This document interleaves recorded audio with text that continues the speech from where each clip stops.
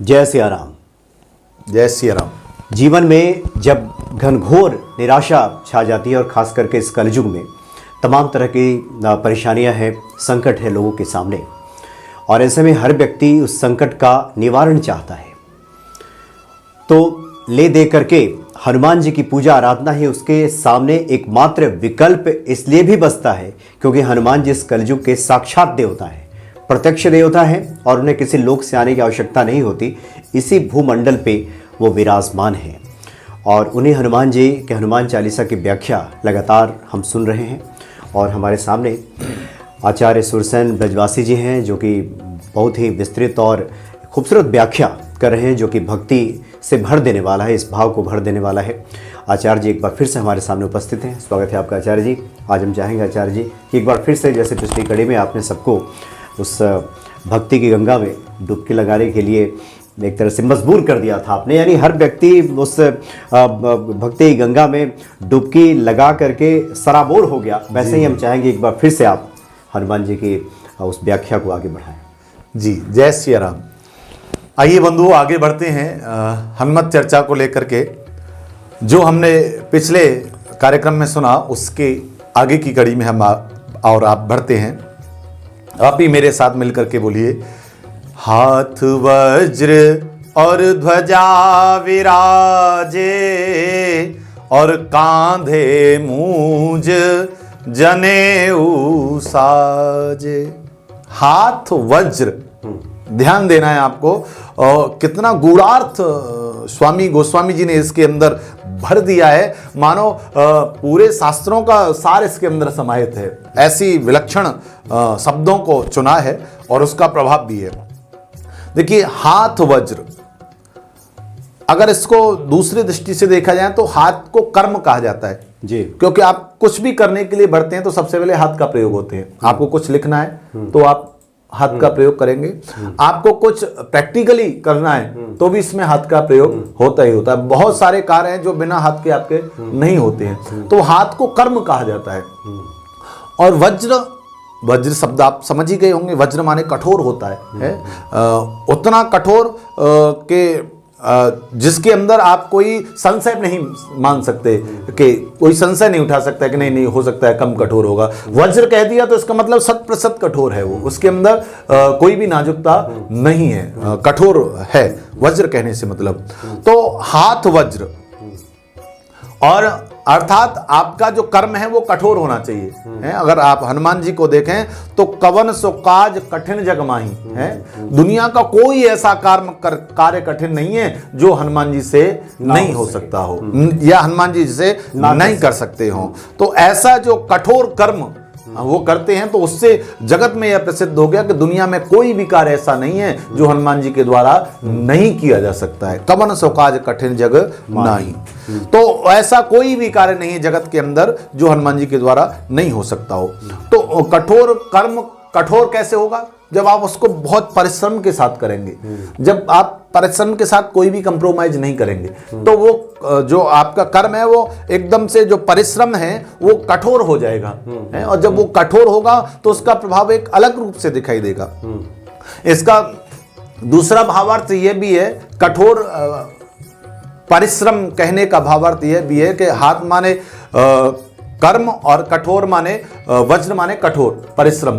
तो कहने का भाव यह भी है कि आप दुनिया में जब भी कोई कार्य करने बैठे तो किसी भी कार्य को हल्के हाथ से मत करिए है। जब भी आप उसको कर रहे हैं तो पूरे 100% अपना उसमें लगा दीजिए। कार्य के प्रति जो अनुशासन है उसके प्रति कठोर, हाँ कठोर हो जाइए उसमें। उसके साथ कोई भी सहानुभूति मत आप लाइए कि नहीं कोई कंप्रोमाइज नहीं, कि नहीं ऐसा नहीं, ऐसे कर लेते हैं, ऐसे नहीं ऐसे कर लिए, ये सब नहीं होना चाहिए। और जब आप, या तो आप करिए मत, अगर आप कर रहे हैं तो उस कर्म में कमी मत करिए है। उसकी जो विधि है उसी के अनुसार चलिए, अपना मत उसमें अपना ये शॉर्टकट कि ऐसे नहीं ऐसे कर ले। जैसे बहुत सारे लोग हैं जो प्रश्न पूछते हैं, अगर उनको बताया जाए कि ऐसे करिए तो वो उसका शॉर्टकट अपने आप ढूंढ के कहते हैं कि महाराज जी ऐसे भी किया जा सकता है, अपनी सहूलियत ढूंढ लेते हैं। हाँ, वो अपनी सहूलियत ढूंढ लेते हैं कि ऐसे भी कर सकते हैं। तो मतलब अपनी सहूलियत आप उसमें मत ढूंढिए, क्योंकि आप जितना उसको उस साधना जो बताई जा रही है उसके अनुसार करेंगे आप उतना ही उसके नजदीक पहुंचेंगे। आप अपनी स्वेच्छा से कर लें, मान लो हमने स्वीकृति दे भी दी और आप अपनी स्वेच्छा से करेंगे तो आप उस लेवल पर नहीं पहुंच पाएंगे जहां आपको पहुंचना चाहिए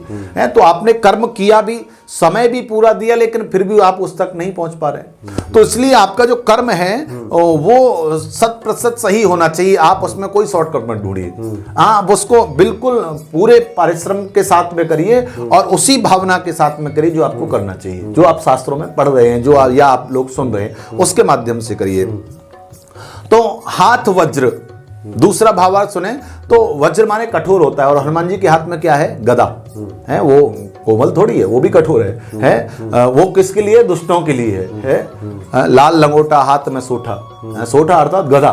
तो हनुमान जी महाराज के पास जो गदा है वो दुष्टों के संहार के लिए, वो पापियों के संहार के लिए, भक्तों के लिए नहीं है, वो दुष्ट जनों के लिए है। तो हाथ में जो गदा है और गदा का आप उल्टा कर दें तो क्या हो जाएगा? दाग। दाग अर्थात दोष है। गदा का आप उल्टा करेंगे तो वो दाग हो जाएगा, दोष हो जाएगा। तो हनुमान जी कहते हैं कि आप जीवन में जो भी कर्म करें वो दाग मुक्त होना चाहिए, दोष मुक्त होना चाहिए है। आपके हाथ में गदा है अर्थात आप जो भी कर्म कर रहे हैं वो जीवन में दोष मुक्त होना चाहिए, उसमें कोई दोष नहीं होना चाहिए। आप इस कर्म को इस प्रकार से करिए कि आप कोई स्वप्न में भी ये ना सोच सके कि इसके अंदर कोई दोष हो सकता है या इसके अंदर कोई अवगुण हो सकता है। इसलिए तो हनुमान जी की जगत प्रसिद्धि है इतनी, इसलिए तो उनको इतना लोग सब जानते पहचानते हैं। दुनिया में आप और किसी नाम से इतने परिचित नहीं होंगे जितने आप हनुमत नाम से परिचित नाम हैं। हर व्यक्ति की जुबान पर हनुमान शब्द रहता है, और किसी के बारे में कोई जाने न जाने, पढ़े अथवा नहीं पढ़े, आप बहुत सारे लोग ऐसे होंगे जिन्होंने हनुमान जी के बारे में कुछ भी नहीं पढ़ा होगा लेकिन फिर भी बहुत कुछ पता है। क्योंकि चर्चा उनके बारे में होती रहती है, और जैसे चर्चा आप सुनते हैं तो आपको स्वयं जानकारी हो जाती है। आप अगर आप 100 बार 100 वक्ताओं से किसी एक बात को सुन लें तो आप एक स्वयं कुशल वक्ता हो जाते हैं। बिल्कुल। तो आप जब आप सुनते हैं तो चीजें आपके अंदर घर कर जाती हैं और बिना पढ़े भी वो आपको याद रह जाती हैं। तो कहने का भाव है कि आप जीवन में ऐसा कर्म करिए जो हमेशा दोष मुक्त हो। हाथ वज्र अर्थात हाथ में आपके गदा है, तो आपको ये सोचना है कि आपको कोई भी कर्म ऐसा नहीं करना जिसमें कोई दोष लगे है या जिसके अंदर कोई हीन भावना है। तो हमेशा आप जो कर्म करें वो दोष मुक्त करें, और जो दोष मुक्त कर्म करता है वही हनुमान कहलाता है जी, जिसके कर्म में कोई दोष नहीं है, किंचित मात्र भी दोष नहीं है। दूसरा वज्र कहते हैं काल को है। अगर किसी की युवावस्था में मृत्यु हो जाती है तो हम यही कहते हैं कि भाई उसके परिवार में बड़ा वज्रपात हुआ है? अर्थात असमय ये नहीं होना चाहिए, बिजली गिरना। हाँ, बिजली गिरना, वज्रपात हुआ है भाई, ऐसा नहीं होना चाहिए था। तो उसको वज्रपात कहा गया है। अर्थात जो वज्र है वो उसको काल कहा गया, उसको समय कहा गया है ना। वज्र को एक समय कहा गया है। अच्छा, एक और बात आनंद की क्या है कि घड़ी सबके हाथ में है लेकिन घड़ी किसी के हाथ में नहीं है। ये वाली घड़ी तो सबके हाथ में है, लेकिन जो घड़ी है, जो समय का चक्र है, वो किसी के हाथ में नहीं है। दूसरा, घड़ी सबके पास है लेकिन समय किसी के पास नहीं है। घड़ी तो हर आदमी पहने हुए लेकिन टाइम नहीं है, टाइम किसी के पास नहीं। किसी से कहो भैया आओ थोड़ा सत्संग करेंगे तो कहेगा अभी तो समय नहीं है, फिर कभी करेंगे। हालांकि कि वो भले ही 2 घंटे 4 घंटे, वो आजकल जो सोशल मीडिया का जमाना है तो फेसबुक, व्हाट्सएप और इंस्टाग्राम ये सब चलता रहेगा, वो अलग बात है, लेकिन भक्ति के लिए समय नहीं है, सत्कर्म के लिए समय नहीं है, उसके लिए समय का अभाव है। जीवन को नश्वर व्यर्थ की चीजों में गंवाने के लिए बहुत सारा समय है। कलयुग में यही तो विडंबना वाली बात है कि आपके पास जो समय है आप उस समय का सदुपयोग नहीं करना चाहते हैं। ऐसा कोई भी प्राणी नहीं है, चाहे कितना भी बिजी हो, ऐसा कोई भी प्राणी नहीं है कि उसके पास 1 घंटे का समय न रहता हो 24 घंटे में। 1 घंटा कितना भी वो मेहनती होगा तो भी 1 घंटा तो व्यर्थ गवा ही देता होगा किसी न किसी अपने ऐसे कार्य में जहां उसको नहीं गंवाना चाहिए। तो आप उस समय को ही केवल भक्ति में लगा दे तो 1 घंटा आप नित्य प्रति अगर भक्ति के मार्ग पर अग्रसर होंगे तो आपका जीवन, आपकी दिशा और दशा, ध्यान दीजिए, आपकी जीवन की दिशा और दशा दोनों ही बदल जाएंगी। जब दिशा बदलेगी तो दशा अपने आप बदल जाएगी। लेकिन चूंकि महत्व नहीं देता, हाँ, उसका महत्व नहीं समझता, उसके महत्व को नहीं समझ पाते, इसलिए आप उसकी गहराई में नहीं जाते हैं। आप किसी भी चीज के प्रति लालायित कब होते हैं? जब आपको उसकी बर्थ पता होती है, जब आप उसका महत्व पता होता है, उसकी महिमा पता होती है कि भाई इस कार्य को करेंगे तो ऐसा होगा।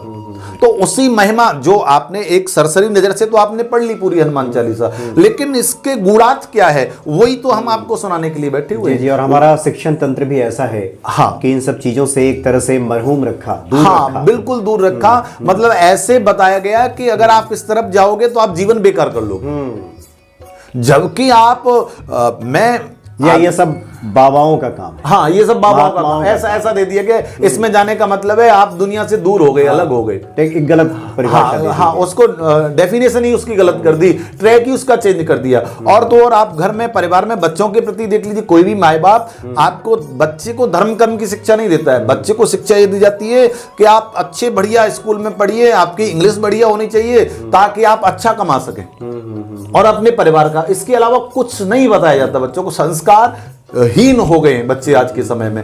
और दूसरा जो रही बची कसर थी, वो आज के समय में जो ये भौतिकवाद में जो मोबाइल और ये सोशल मीडिया आई है, बच्चे अपने माँ बाप के साथ बैठ करके भी उसमें लगे रहते हैं। आज मैं सुबह ही एक प्रतिष्ठा का कार्यक्रम करा रहा था हनुमान जी की, तो मैंने देखा कि परिवार आया हुआ है, पूजा में बैठा हुआ है, लेकिन उनके जो छोटे छोटे बच्चे हैं सबके हाथ में मोबाइल लगा हुआ है और वो उस मोबाइल के सहारे ही उसमें व्यस्त हैं।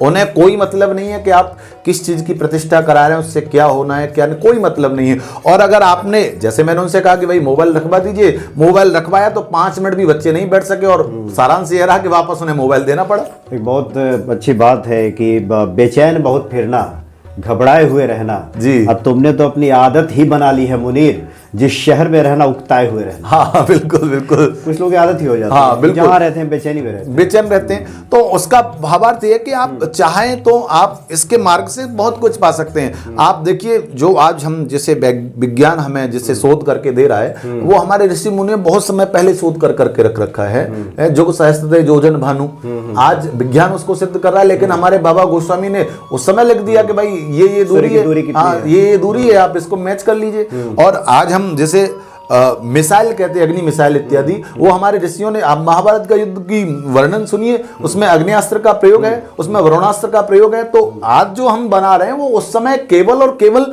आपकी मन की प्रबलता के माध्यम से था। आप मन से उस कठोर स्थिति में पहुंचे कि आपने तुरंत आग्नेयास्त्र का प्रयोग कर दिया, वरुणास्त्र का प्रयोग कर दिया, आपने सम्मोहन अस्त्र का प्रयोग कर दिया। हर कोई मोहित है। आप सोच देखिए, जिस समय प्रभु श्री राम गीता का उपदेश दे रहे हैं, श्री कृष्ण जिस समय अर्जुन को गीता दे रहे, तो पूरी सभा सम्मोहित है, वहां हर कोई वही है, लेकिन किसी को दिखाई नहीं दे रहा, वो सम्मोहन अस्त्र ही थोड़ा। तो ये सब हमारे समय पहले से ही है। हमारे यहाँ शास्त्रों में बहुत कुछ है, लेकिन बीच में जो स्थितियां रही, मुगलों का साम्राज्य रहा या जो विधर्मियों का शासन रहा, तो उसकी वजह से हम इधर उधर भटक गए। जो हमारे जो शिक्षण तंत्र रहा, हालांकि अलग विषय हो जाएगा, लेकिन शिक्षण तंत्र ऐसा रहा कि ये इसको कमतर करके आंका गया। ये बता दिया गया कि ये जो स्थिति है, उसको नगण्य माना गया। पाश्चात्य जो शिक्षा है वही सर्वश्रेष्ठ है, ये पाश्चात्य को बढ़ावा दिया गया। और देखिए, जो जैसा होता है वो वैसे ही फिर अनुकरण करता है। हम जब पाश्चात्य का बखान करते हैं तो आने वाली जनरेशन उस तरफ अग्रसर हो जाती है। हालांकि पिछले कुछ समय से देखा जाए तो लोगों में जागृति बनी है और वो वापस अपने इस पर लौट करके आ रहे हैं। मैंने पिछले कार्यक्रम में भी कहा था कि आपने जो हनुमान चालीसा की व्याख्या की और हनुमान भक्ति में हनुमान जी से जुड़ी बातें जो बताई जाती हैं, बहुत से लोगों ने ये कमेंट करके स्वीकार किया है कि हम लोग कभी हनुमान चालीसा पढ़ते थे, इसके महत्व को जाने बिना छोड़ दिया था, लेकिन फिर से हमने हनुमान जी की तरफ भक्ति बढ़ाई है और अग्रसर हुए हैं। तो ये सब तो चर्चा और कथा का ही प्रभाव है, जिसमें आप भी नित्य लगे रहते हैं। जी जी जी जी, कि लोगों के अंदर ये सद्भाव बढ़े। और जिसके पहले वाले में आपने जो कुमति निवार सुमति के संगे की जी जी जी जी ये बढ़े। जी अच्छा, तो बस हमारा कहना आपसे यही है कि आप थोड़ा जो समय है उसका सदुपयोग करिए, उसको थोड़ा सा देखिए। आप जरूरी नहीं कि आप 2 घंटे बैठे, आप 2 मिनट बैठ रहे हैं तो, लेकिन आप समर्पण के साथ में बैठिए। आपका मन, आपका तन 100% वहां होना चाहिए। अब आप कहेंगे कि जी वो तो होता नहीं है, तो लेकिन वो एक दिन में नहीं होगा, लेकिन धीरे धीरे धीरे आप नियम बनाएंगे तो एक दिन ऐसा आएगा कि आपको वो 2 मिनट कब 20 मिनट हो गए पता भी नहीं चलेगा। जी बिल्कुल। तो कहने का भाव है कि जो आपका समय है उसका सदुपयोग करिए। और हाथ वज्र का भाव यह है कि वज्र काल को कहा गया और हाथ माने हाथ में, तो कहने का भाव है कि हनुमान जी के हाथ में समय चक्र था, काल था उनके हाथ में। अगर पूरे इसको देखा जाए तो केवल 2 के ही पास काल अपने हाथ में था। एक तो भीष्म जी के हाथ में, भीष्म पितामह जो देवव्रत थे, तो जब वो उस समय सरसैया पर गिर गए महाभारत के युद्ध में, तो उन्होंने कहा मैं अभी प्राण नहीं त्यागूंगा। क्योंकि मृत्यु मेरे वश में है। जिस समय सूर्य उत्तरायण हो जाएंगे अर्थात मकर राशि में प्रवेश कर जाएंगे, जो 14 जनवरी आजकल हम देखते हैं उसके बाद आता है, तो उसके बाद मैं अपने प्राणों को त्यागूंगा।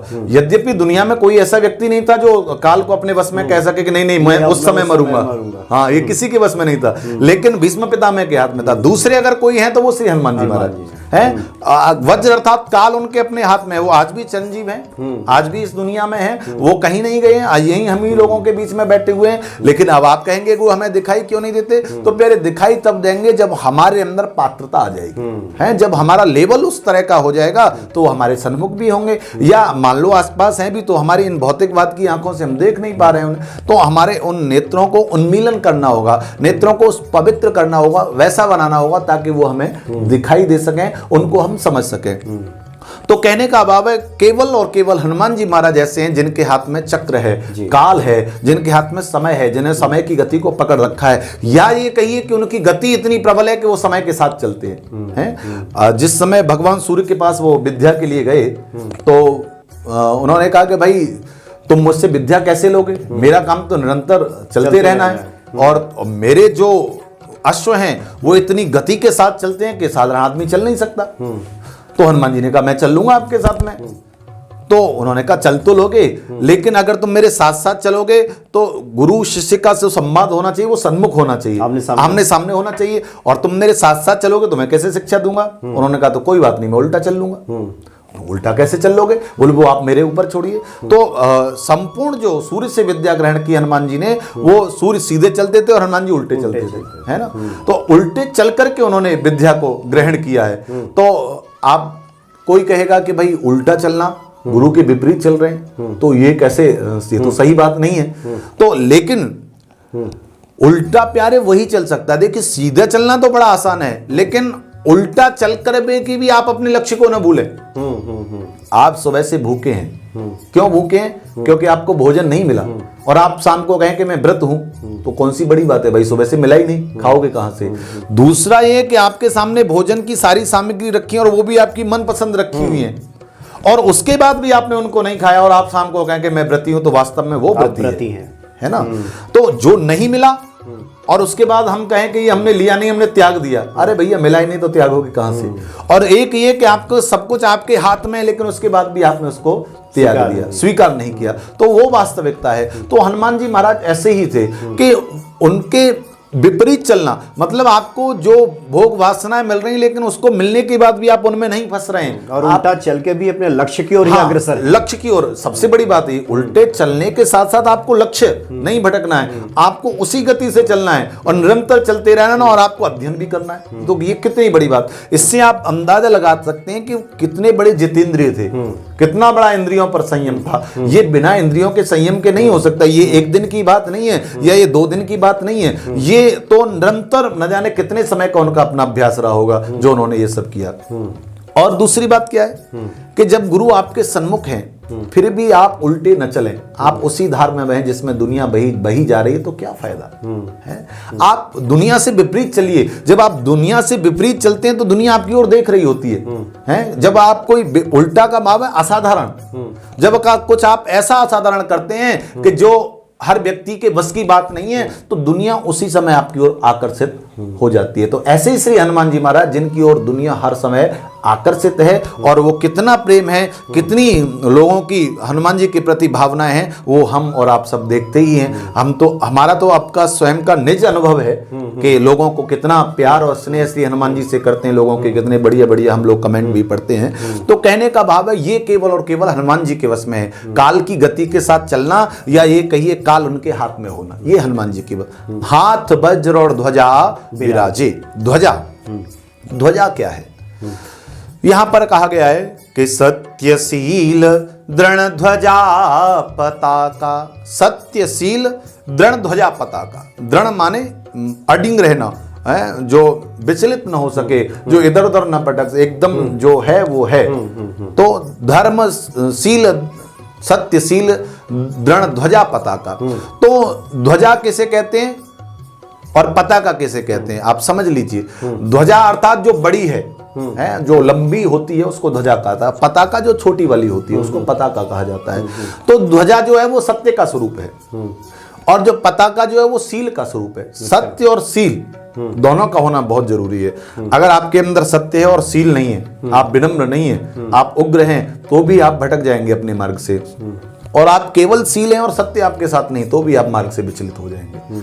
तो सत्य के साथ में सील का होना परम आवश्यक है। सत्य और सील जब दोनों आपके पास होंगे तो ध्वजा और पताका दोनों ले रहेंगे। ध्वजा और पताका, भावार्थ यह है कि आप जैसे देखिए, एक हनुमान चालीसा, एक सुंदरकांड, यद्यपि दोनों हनुमान जी से ही संबंधित हैं, लेकिन दोनों का अपना अपना प्रभाव है। अपनी अपनी महिमा है दोनों की। आप सुंदरकांड पढ़ेंगे तो आप में उसको एक अलग प्रभाव आपको मालूम होता है, और हनुमान चालीसा पढ़ेंगे तो अलग प्रभाव आपको मालूम होता है। अर्थात जैसे सुई और तलवार, सुई का अपना काम है, वो अपना कार्य करेगी, और तलवार का अपना कार्य, वो अपना कार्य करेगी। लेकिन जो हनुमान चालीसा, उसके अंदर विलक्षणता ज्यादा है, और क्योंकि उसको हनुमान जी की इस सुंदर पावन चरित्र को जिस समय बाबा ने लिखा तो वो स्वयं बंधन में थे, हैं, और इसको लिखने मात्र से बंधन मुक्ति हो गई। तो आप इसके प्रभाव को समझ सकते हैं कि वो कितना बड़ा इसके अंदर प्रभाव है, कि आपका कितना भी बड़े से बड़ा संकट क्यों ना हो, आप उससे तुरंत मुक्ति पा जाते हैं। तो ये प्रभाव जो है वो हनुमान चालीसा के अंदर है। तो श्री हनुमान जी महाराज जो है वो ऐसी दोनों ध्वजाओं को धारण किए हुए हैं, जो जिनके हाथ में सत्य की भी ध्वजा है, सील की भी ध्वजा, अर्थात जिनके हाथ में ध्वजा भी और पताका भी है, दोनों जिनके अंदर समाहित हैं।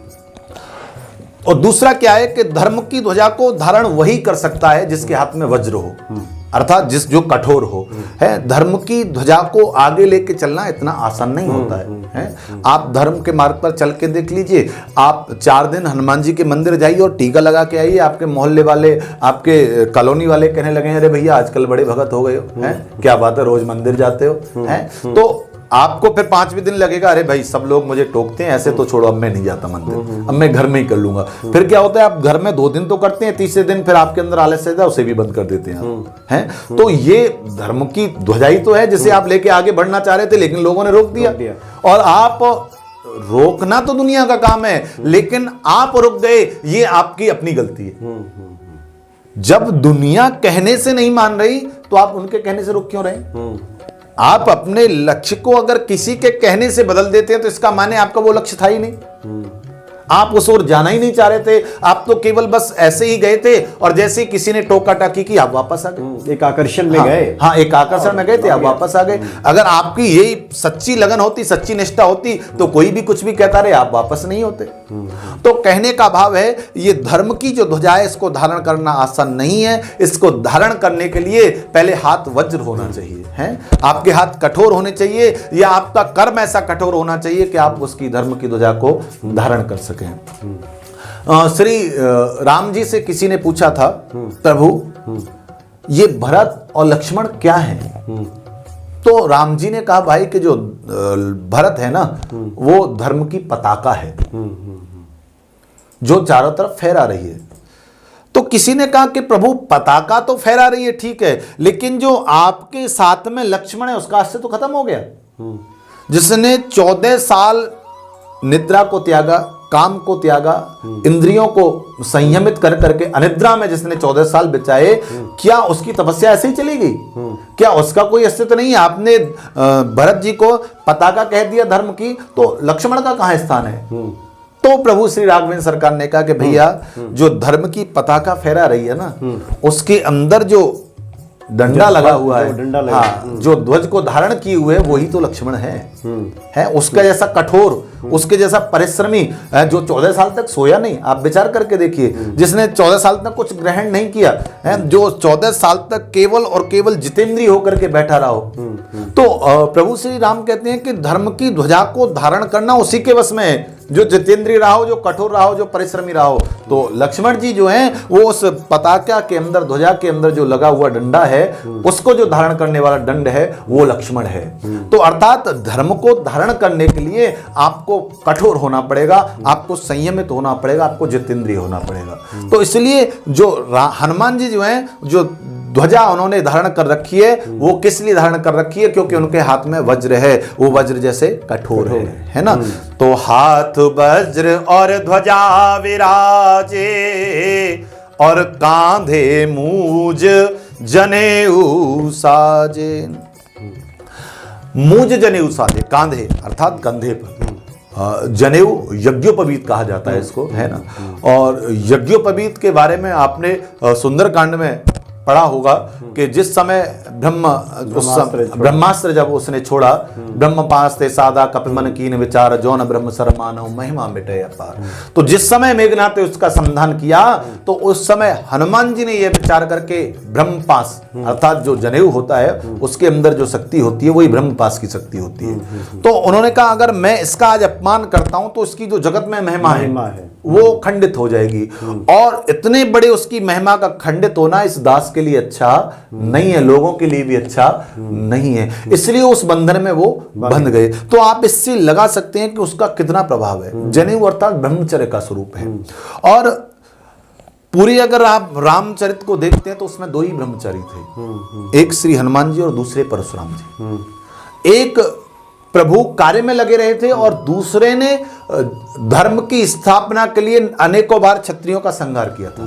वो भी कौन क्षत्रिय? जो विधर्मी थे, हैं, जो धर्म के मार्ग से भटक गए थे, ऐसे क्षत्रियों को और उनका संहार किया था केवल धर्म की स्थापना के लिए कि धर्म का स्थापना हो। तो वो कब कर पाए? क्योंकि वो ब्रह्मचर्य की ओर से प्रभावित थे और उनके अंदर पूर्ण रूप से वह समाहित था। और श्री हनुमान जी महाराज ने जो इतना बड़ा भक्ति का प्रचार प्रसार किया वो भी तभी कर पाए क्योंकि उन्होंने ब्रह्मचर्य को धारण किया हुआ था।